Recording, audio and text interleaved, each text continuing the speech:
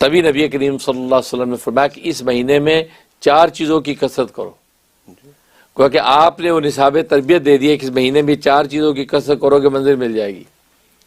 ظاہر ہے کہ نبی کریم صلی اللہ علیہ وسلم تو ادنا امت کے ادنا ترین انسان کو سامنے رکھ کے ہدایت دے رہے ہیں، کیونکہ عام سے عام آدمی بھی اس کو اڈاپٹ کر سکے، ورنہ اگر آپ جو ایسا نصاب دے دیں کہ جناب ایک عام آدمی اس تک پہنچ ہی نہ سکے تو مشکل ہو جائے۔ آپ نے ایک ایسا نصاب دے دیا کہ اس مہینے میں یہ 4 کام کر لو تو بس بیڑا پار ہو جائے گا، کیونکہ رمضان کی جو حقیقت ہے اور اس کی جو معرفت ہے وہ تمہیں نصیب ہو جائے گی۔ اور فرمایا 2 کام تو ایسے ہیں کہ جن کے ذریعے سے تم اللہ کے رضا کو حاصل کرتے ہو، اللہ اس سے راضی ہو جائے گا، اور 2 کام ایسے ہیں کہ اس کے کیے بغیر تمہیں کوئی چارہ کاری نہیں، وہ کرنے ہی پڑیں گے تمہیں۔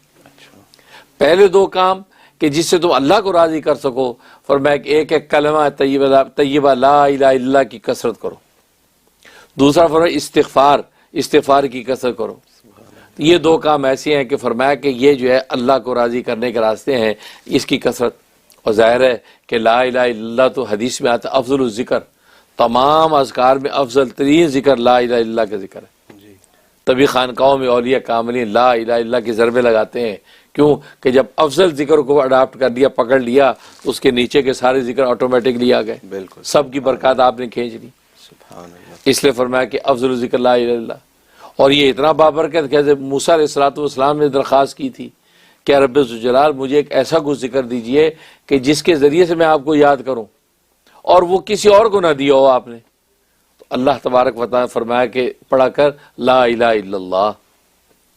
تو اس پر حضرت موسیٰ علیہ السلام نے کہ یا رب ذوالجلال میں تو چاہ رہا ہوں کوئی خاص میرے سے خصوصی کا ذکر دے، یہ تو ہر عام و خاص پڑھتا ہے، تو آپ نے یہ وہی دیا۔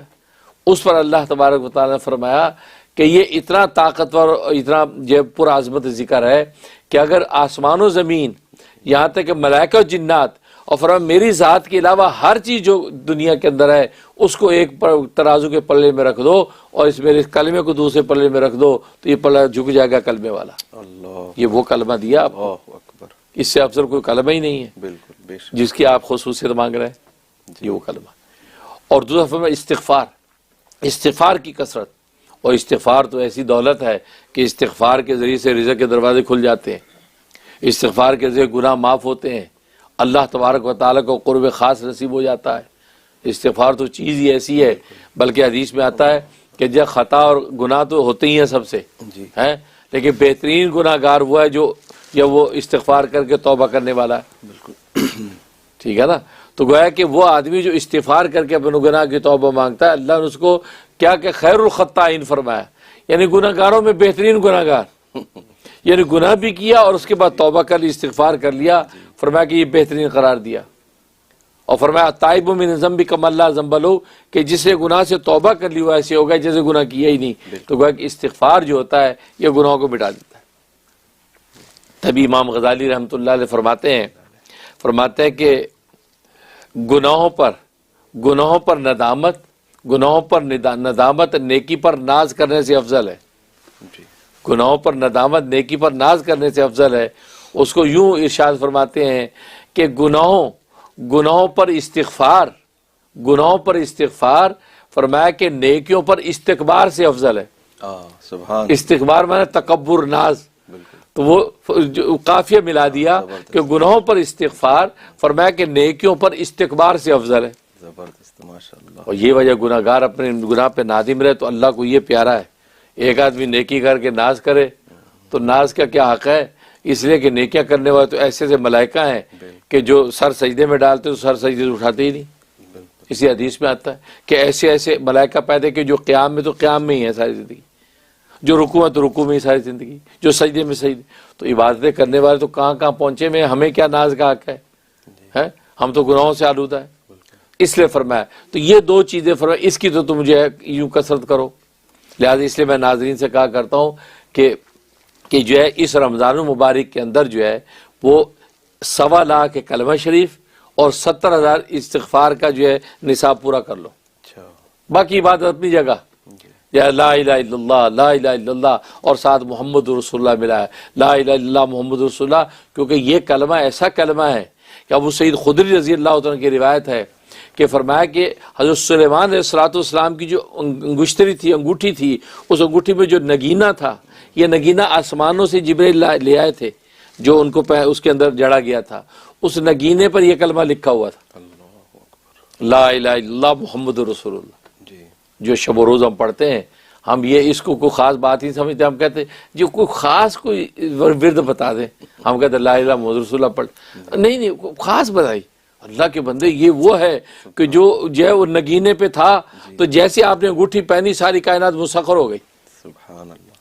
اور عبداللہ ابن عمر رضی اللہ عنہ کی روایت ہے، اس انگوٹھی پہ یہ لکھا ہوا تھا لا الہ الا انا، یعنی اللہ کے یعنی میرے سوا کوئی معبود نہیں، اللہ کہہ رہے لا الہ الا انا، کوئی معبود نہیں سوائے میرے، وہ محمد الرسولی، اور محمد میرا رسول ہے۔ فرمایا یہ کلمات تھے اس انگوٹھی کے اوپر۔ یہ وہ کلمہ ہے کہ جس کی تسخیر کی عالم یہ ہے کہ آسمان و زمین اور جناب اس کی ہوائیں فضائیں اور جنات انس و جن جو ہے وہ سب حضرت سلیمان کے تابع۔ بے شک۔ یہ تو اس لیے تو یہ ایسا جو ہے وہ کلمہ لا الہ الا اللہ، تو اس کو 1.25 لاکھ اس کا نصاب پورا کر لیں رمضان میں۔ دوسرا استغفار استغفر اللہ ربی من کل ذنب واتوب الیہ، 70,000 استغفار کا نصاب پورا کر لیں۔ یہ کیا ہوگا کہ نبی پاک صلی اللہ علیہ وسلم جو بات کہی کہ اس کی کثرت کرو، تو آپ یہ 2 چیزیں جب حاصل کر لیں گے خدا کو راضی کر جائیں گے انشاءاللہ۔ اور خدا جب راضی ہو گیا تو لیلۃ القدر میں آپ کی قدر و منزلت کے فیصلے ہو جائیں گے۔ آمین۔ اور دوسری 2 چیزیں فرمایا جس سے چارہ کار نہیں، وہ فرمایا کہ جنت کی طلب اور جہنم سے پناہ۔ جنت کی طلب کرو، جنت مانگو اللہ سے، یعنی سوال کرو اللہ جنت دے دے۔ دوسرا فرمایا جہنم سے پناہ مانگو۔ تو لہذا اس کے لیے میں کہا کرتا ہوں کہ یہ دعا نوٹ کر لو، اللہم انی اسألک الجنہ، اے اللہ میں تجھ سے جنت کا سوال کرتا ہوں مجھے جنت دے دے، وَأَعُوذُ بِكَ مِنَ النَّارِ، جہنم سے میں پناہ مانگتا ہوں مجھے پناہ دے۔ آمین۔ تو یہ جو کلمات اللہم انی اسألک الجنہ وَأَعُوذُ بِكَ مِنَ النَّارِ 125 مرتبہ ہر نماز کے بعد پڑھ لو۔ ہر نماز کے بعد نہیں تو کم از کم کسی 2 نمازوں کے بعد یہ 125 کا یہ ورد کر لیا کرو، تو نتیجہ کیا ہوگا کہ نبی پاک کا جو بتایا وہ جو نصاب ہے وہ نصاب پورا ہو جائے گا اور آپ اپنی منزل کو پہنچ جائیں گے۔ آمین۔ تو اللہ سے دعا ہے کہ اللہ تبارک و تعالی جو ہے عمل کرنے کی توفیق عطا فرمائے۔ آمین۔ بہت شکریہ حضرت، جزاک اللہ۔ آپ نے جو آنکھیں کھولی اور اس مہینے کی قدر و منزلت ہمارے سامنے رکھی تاکہ ہم کچھ اس سے سیکھ سکیں اور پا سکیں۔ اللہ الحمدللہ۔